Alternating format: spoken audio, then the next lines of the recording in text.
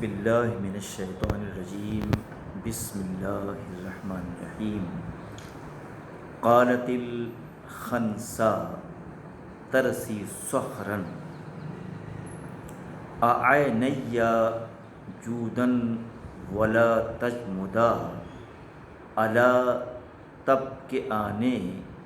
لصخر الندى۔ شاعر اپنی دونوں آنکھوں کو مخاطب کر کے یہ کہنا چاہتا ہے کہ تم آج بڑی فیاضی کے ساتھ آنسو کو بہاؤ اور تمہاری آنکھ میں جو آنسو ہے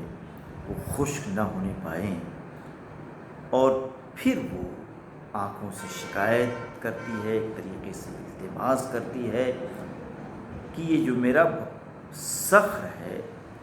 اور صخر کے چلے جانے کے بعد اس کی جو بخششیں ہیں ان بخشش کو اور ان فیاضیوں کو یاد کر کے تم دونوں آنسو کیوں نہیں بہاتی ہو۔ الا تبکئان الجرل جمیلا الا تبکئان الفتى السیدا۔ کہنا چاہتے ہیں کہ پھر وہ اپنی آنکھوں سے کہنا چاہتا ہے کہ تم ایک جری کے چلے جانے کے بعد، ایک خوبصورت نوجوان کے اٹھ جانے کے بعد تم دونوں روتی کیوں نہیں ہو، اور ایک ایسا شخص، ایک ایسا نوجوان چلا گیا ہے جو مانند سید تھا، سردار تھا، تو اس سردار کے اٹھ جانے پر تم دونوں روتی کیوں نہیں ہو۔ رفیع العماد طویل النجاد ساد عشیرتہم ردا۔ کہتے ہیں کہ اس کی خوبیاں یوں دیکھیے کہ جس طریقے سے ستون کی بلندی ہوتی ہے تو وہ اپنے رتبے میں، اپنی منزلت میں ستون کی طرح بلند تھا، اور کہتے ہیں کہ اس کی تلوار کا جو پرتلا تھا وہ بھی بہت ہی بڑا تھا۔ یعنی صرف اتنی سی بات کہنا چاہتے ہیں کہ کسی پہلو کو دیکھیے تو اس کی ایک امتیازی حیثیت ہوتی ہے، اور کہتے ہیں کہ ابھی نوجوان تھا،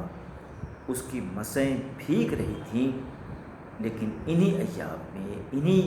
نوجوانی میں اس نے اپنے قبیلے کی سیادت اور قیادت کرنی شروع کر دی تھی۔ اذا بسط القوم عند الفضال اکفہم تبتغی المحمدا۔ کہتے ہیں کہ جب قومیں اپنے کارنامے گناتی ہیں اور اپنے کارناموں پر فخر کا اظہار کرتی ہیں تو یہ جو صخر ہے ان کو روک دیتا ہے۔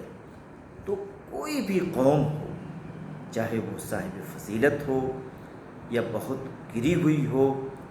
یا اس کے بہت کارنامے ہوں، لیکن اس قوم کا موازنہ صخر سے کیا جائے، اس کی مرتبت کے وہ مسیر قرار پائیں، تو کبھی ایسا ممکن نہیں ہے۔ وَكَانَ ابْتِدَارُهُمْ لِلْعُلَا مِنَ الْمَجْدِ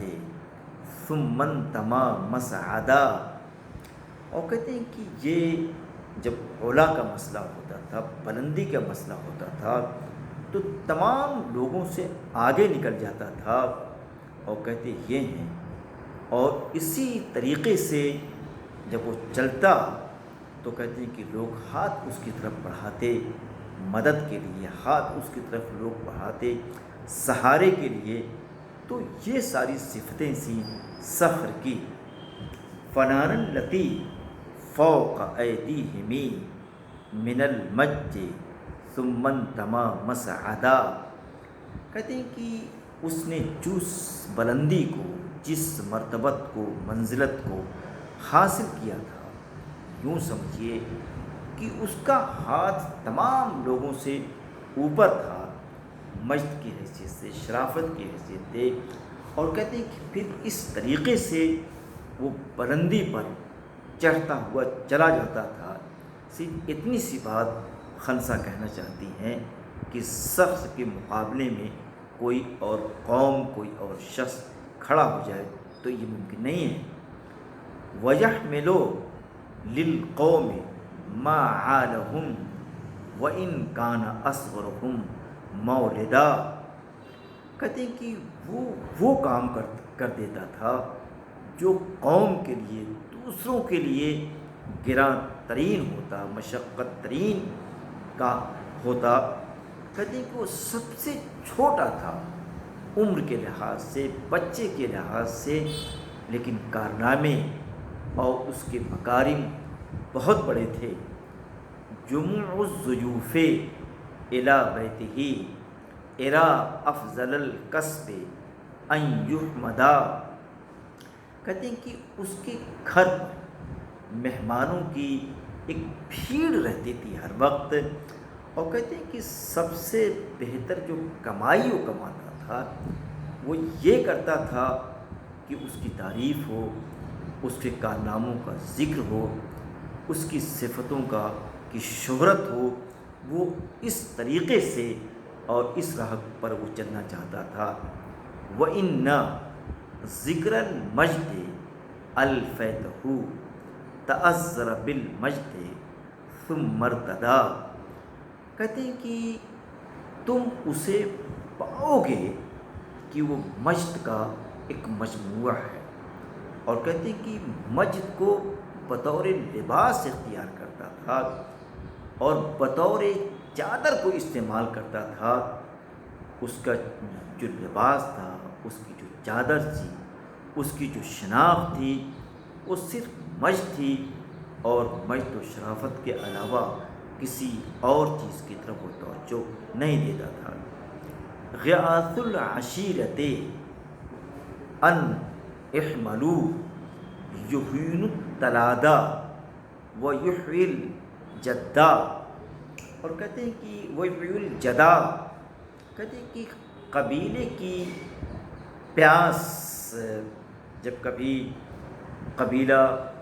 قحط زدگی کا شکار ہوتا اور ان کی پیاس بڑھ جاتی، رزق کے، پانی کے، سہولیات کے مسائل ہوتے، تو کہتے ہیں کہ اس موقع پر اپنے موروثی مال کو، اپنے پیسوں کو، دراہیم و دنانیر کو لٹاتا تھا۔ وہ قحط زدہ لوگوں کی مدد کرتا تھا اور اس طریقے سے بخشش کو بڑھاوا دیتا تھا۔ یہ ساری پہچان تھی صخر کی، جس کی خنسہ نے بڑے سلیقے سے اس میں تقدیم کی ہے، اور صخر کی جو خوبیاں تھیں، جو اس کی بلندیاں تھیں، اس کی طرف اس نے اشارہ کیا ہے، اور یہ بتایا ہے کہ سن کے لحاظ سے بہت چھوٹا تھا، لیکن قوم کا یا کہ کوئی شخص اس کے بالمقابل آ جائے، اس کا مثیل اور اس کا نظیر بن جائے، یہ کبھی بھی ممکن نہیں تھا۔ تو میں انہی باتوں کے ساتھ اپنی اس تدریس کو ختم کرنا چاہتا ہوں۔